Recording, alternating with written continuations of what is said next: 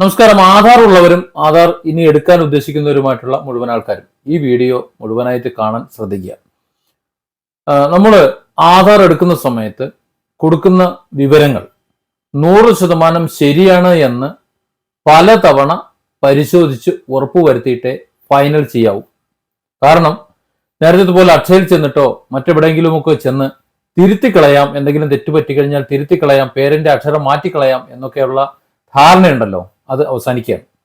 ഇനി പേരിന്റെ ഏതെങ്കിലും ഒരക്ഷരം മാറ്റണമെങ്കിൽ കൂടി അത് പരസ്യപ്പെടുത്തി ഗസറ്റ് വിജ്ഞാപനമൊക്കെ നടത്തി അതിന്റെ കാര്യങ്ങൾ മുറപോലെ നടന്നിട്ടേ കാര്യങ്ങൾ നടക്കുള്ളൂ. അതായത് വളരെ പെട്ടെന്ന് നടക്കില്ല എന്നർത്ഥം. മുമ്പ് എന്തെങ്കിലും ഒരു തിരുത്തു വരണമെന്നുണ്ടെങ്കിൽ അതിനാവശ്യമായ സർട്ടിഫിക്കറ്റുള്ള പകർപ്പുകളും കൊണ്ട് അടുത്തുള്ള അക്ഷയ സെന്ററിൽ പോയി കഴിഞ്ഞാൽ തിരുത്തി കിട്ടുമായിരുന്നു.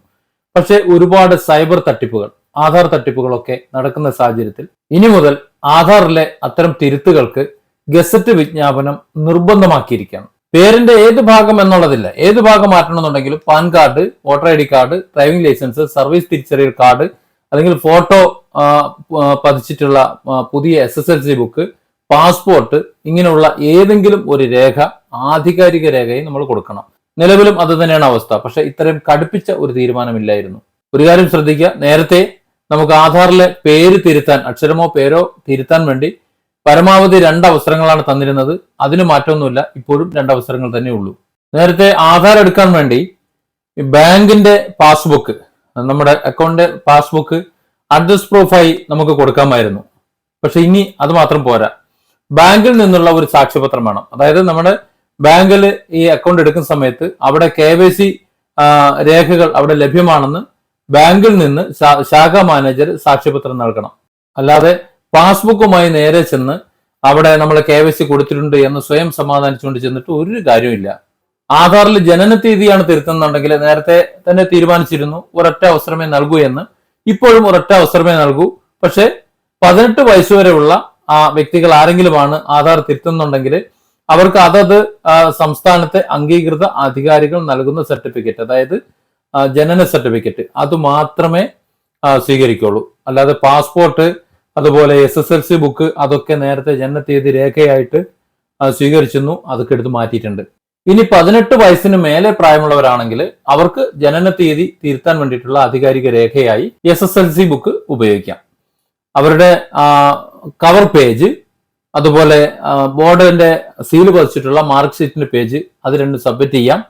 ഒരു കാര്യം പ്രത്യേകം ശ്രദ്ധിക്കണം, ആധാറിലുള്ള പേര് അതേപടി ആയിരിക്കണം SSLC ബുക്കിലും ഉണ്ടായിരിക്കേണ്ടത്. സൈബർ ക്രൈം കൂടി വരുന്ന ഒരു കാലമാണ്. അപ്പൊ സ്വാഭാവികമായിട്ടും ഇത്തരത്തിൽ കാര്യങ്ങൾ കടുപ്പിക്കുന്നതിൽ നമുക്കാരെയും കുറ്റം പറയാൻ പറ്റില്ല.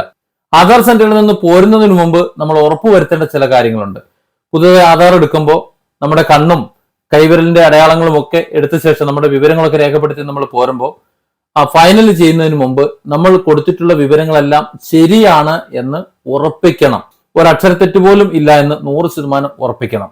ഏതാണോ നമുക്ക് ആവശ്യം അത് തന്നെയാണ് എന്ന് ഉറപ്പുവരുത്തണം. അതിന് പുറമെ നമ്മുടെ കൈ വിരൽ അടയാളങ്ങൾ കൃത്യമായി പതിച്ചിട്ടുണ്ട് അല്ലെങ്കിൽ അവിടെ രേഖപ്പെടുത്തിയിട്ടുണ്ട് എന്ന് ഉറപ്പുവരുത്തണം. ഇല്ല എന്നുണ്ടെങ്കിൽ ഒരുപാട് ബുദ്ധിമുട്ടും. ഈ അടുത്ത കാലത്ത് റേഷൻ മസ്റ്ററിങ്ങിന് വന്ന സമയത്ത് പലർക്കും വിരൽ കൊണ്ടുവച്ചിട്ട് കുട്ടികളുടെ വിരലൊന്നും വർക്ക് ചെയ്തിരുന്നില്ല. നമുക്ക് കിട്ടുന്ന ഷീറ്റിൽ വിരലുകൾക്ക് നേരെ ടിക്ക് മാർക്ക് ഉണ്ടോ എന്ന് നോക്കിയാൽ മതി ആധാറിന് അപേക്ഷിച്ച ശേഷം, അല്ലെങ്കിൽ നമ്മുടെ വിരലടയാളം ഒക്കെ എടുത്ത ശേഷം നോക്കുന്ന സമയത്ത്. അതല്ല എന്നുണ്ടെങ്കിൽ അപ്പോൾ തന്നെ വിരലടയാളം ഒന്നുകൂടി പതിപ്പിച്ച് നമ്മുടെ ആധാർ ശരിയാക്കാൻ ശ്രദ്ധിക്കുക. പേര്, ജനനത്തീയതി, ഇതൊക്കെ തിരുത്തണമെന്നുണ്ടെങ്കിൽ പഴയതുപോലെ ഓടിച്ചെന്ന് തിരുത്താൻ പറ്റൂല. വളരെ ശ്രദ്ധിച്ചു വേണം കൈകാര്യം ചെയ്യാൻ.